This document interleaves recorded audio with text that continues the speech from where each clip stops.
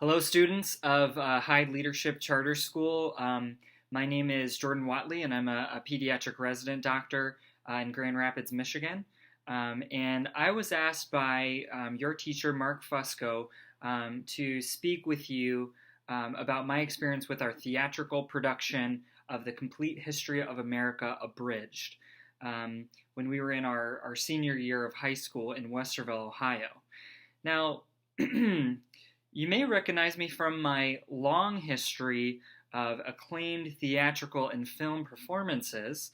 Who could who could forget my celebrated first theatrical role as Mr. Richard Lyons in the Westerville North Theater production of Blood Brothers, where my performance of 3 lines of dialogue outshined all 457 lines of Mark's character, Mickey Johnston.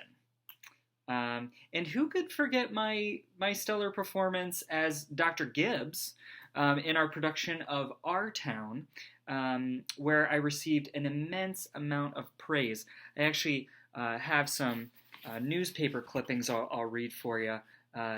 So the Westerville Chronicle writes, Jordan Watley's Dr. Gibbs was somewhat tolerable. Like drinking a Dr. Pibb when you really want a Dr. Pepper.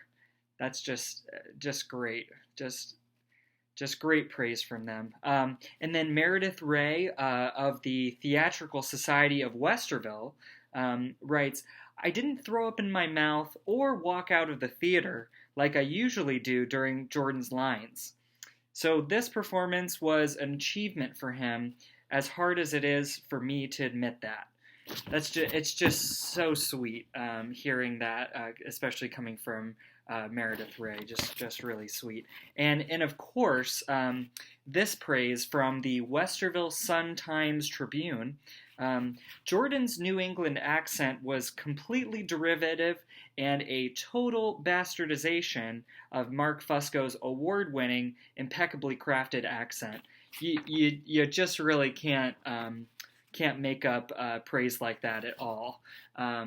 So there you have it. And of course, who could forget my breakthrough film performance of Random Dude with Curly Hair in the Crowd number 3 in the direct-to-DVD unauthorized release of Bridge of Spies 2, The Tunnel of Espionage.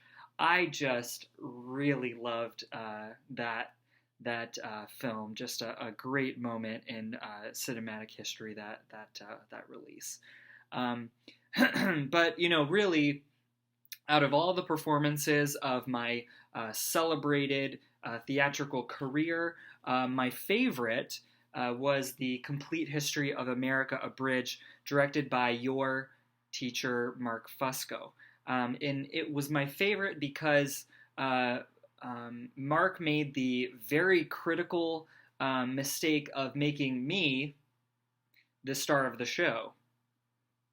And in this show, I play a fictionalized version of myself, a character who is self-centered, eccentric, neurotic, and basically an obnoxious scene stealer, or what Mark has considered to be an actual version of myself.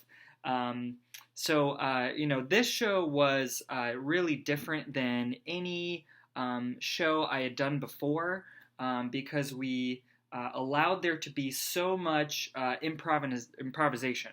So, improv can initially be scary, uncomfortable, but once you find your rhythm and loosen up, improvisation can be incredibly fun and creative. So now, out of all of the characters, or all of the actors in this play, I was the absolute worst at remembering my lines, just hands down the worst one.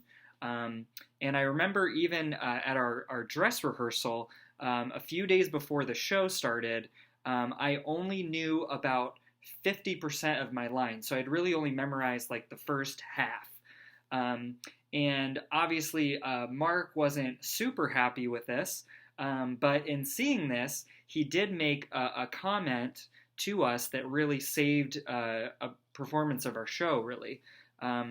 So he told us that if I forgot a line, and he specifically said, if you, Jordan, forget a line, that I could come out and tell the audience while still in character that I forgot my lines, and then ask one of the actors to come out from backstage to review the line with me on stage in front of the whole audience. And maybe people would laugh. And when we heard this, we laughed about it, thinking that it would never happen. And then come 3 days later, I came on stage where I was announcing a moment in history. So, someone would come out and say, 9 British soldiers opened fire on a crowd in what would be called the Boston Massacre, or 70 men threw tea off ships in the Boston Harbor that would be called the Boston Tea Party. So stuff like that. We were each kind of taking our turn, coming out and saying a line. And my turn came, and I came out, and I just completely blanked on what I was supposed to say. It was a very fast-paced show, so I didn't have a lot of time to figure it out. So what I did was I just kind of confidently came out, and in character, in my best colonial accent, I said, "I've forgotten my lines." And then Neil, who was another actor in the show, his character was more of a really serious thespian method actor who did not have time for my crap. And he came out, and he acted frustrated, and then got, he had the script out in front of him, and he was, he's like, well, the line is this, and he reads this, and then it's a pause, he leaves, and then I say the line and run off, and the audience just loved it. They couldn't stop laughing about this part, and they really thought that it was part of the show and part of the script. And so the show went on, and that was it. We had kind of saved ourselves. So afterwards, Mark did have me write a 20-page retrospective analysis on why I didn't memorize my lines like I was supposed to, like I was told, which, was fine. It just didn't take too long, just about 10 days. Just sitting in my room doing that, but wasn't too bad. And I really, it was really actually kind of nice, because he only gave me a few days of detention, even though he really didn't have any authority to do that in the first place, because we were both still in high school. But I did the time, and it was good. So yeah, we really saved that show. But anyway, so Mark asked me to do some improv with this segment. So he emailed me some questions that I'll read, and I'll try to do my best with it. I haven't seen these yet at all, so this is totally kind of fresh improv, so I'll try to kind of dust off the cobwebs here. So let's see what he has for me to say. Okay. So, what were Thomas Jefferson's famous last words? So Thomas Jefferson was a great historical figure, and in great historical figures, they always have stories about, their famous last word was like, something poetic, or they're saying they love their family members or something like that. But Thomas Jefferson's was just a little different. He actually died on a toilet, and so his famous last words were, "Does anyone have any more TP?"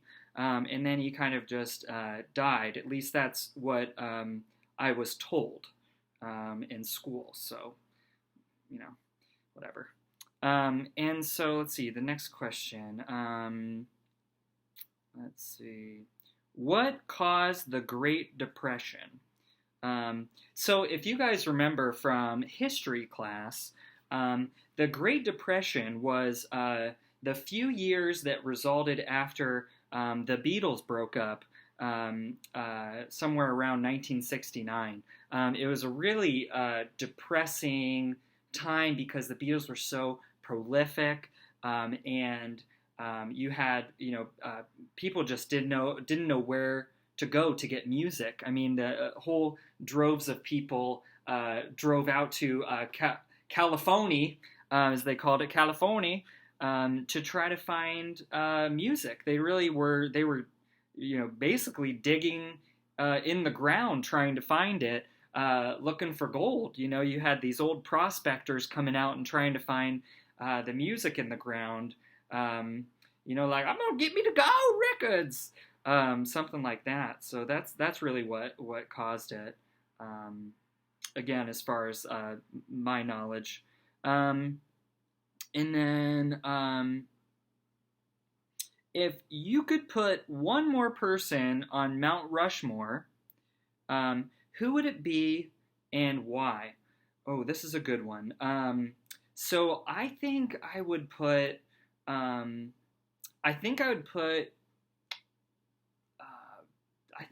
Donald Trump up there, because Donald Trump, he kind of doesn't mess around, and we kind of need a little more people who are loud and obnoxious up on Mount Rushmore. You have all these people that are, all these guys are carved in and they just don't say anything. They're made out of stone. We need someone who's really going to kick things up there, and be, obnoxious and yell at tourists and all kinds of things. That would just be my vote for that, because he's just kind of loud and annoying and stupid.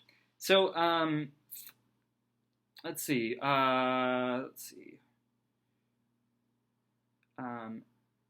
Finish this famous president's quotation.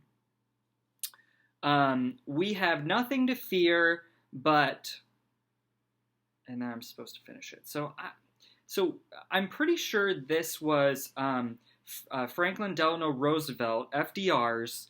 I think it was his speech after the Beatles broke up. I think maybe no, maybe that was too late. But anyway, I think to finish the quote, he said, "We have nothing to fear but zombies," is what he was saying. Because really, we don't have a lot to fear except for zombies. I mean, there's lots of things: apocalypse, spiders. I'm, particularly afraid of some types of food, onions. I don't know why. But really, the thing that really is scary is if you think about if zombies actually happen.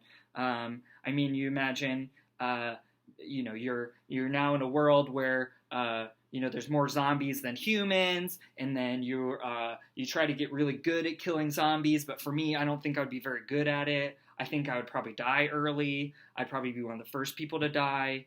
And I would get bit and turn, and then I would just eat a bunch of people, and that really doesn't sound very pleasant to me. So I think that's what he was trying to get at. I'm not a historian, but yeah, I think that's what he was trying to say with that. And then this last one.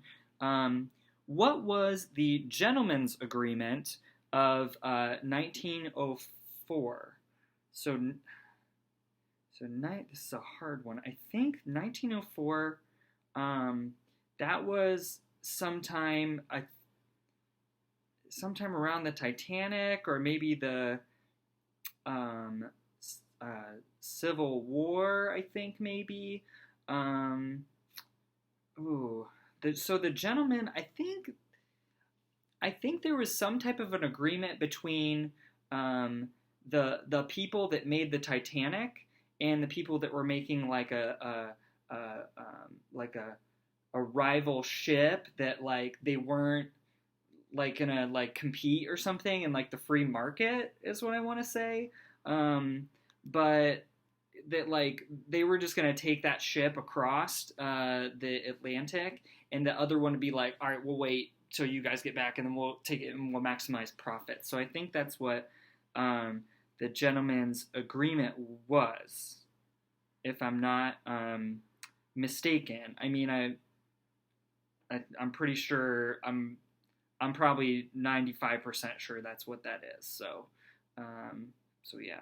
Well, that's it, guys. I hope you enjoyed that as much as I did, and thank you for letting me speak to you guys. I don't know if you laughed at all about those the improv I did. That's okay if you didn't. That's not the point. But I hope that you guys explore this and do not be afraid to fail. Do not be afraid to not be funny. The point is just that you create something and that you make something new and put yourself in, initially uncomfortable situation and find some, creative satisfaction on the other side. If I were to think about it, I could probably cite at least once a day in the hospital where theater has helped me, whether it's like playing pretend with a kid and doing some funny voices while reading to them or something like that, or presenting research to people at a conference, or really just being able to relate to the parents and the kids in a way that is not medical. So I am so very thankful for my time in theater and in the arts, and I'm very appreciative of Mark teaching me the ways and cultivating my interest in that. I wish you guys all the best. Keep working hard. Keep finding those things that you love to do that make you happy, and make it happen for yourself. So anyway, hope you guys have a great rest of the day. See you later.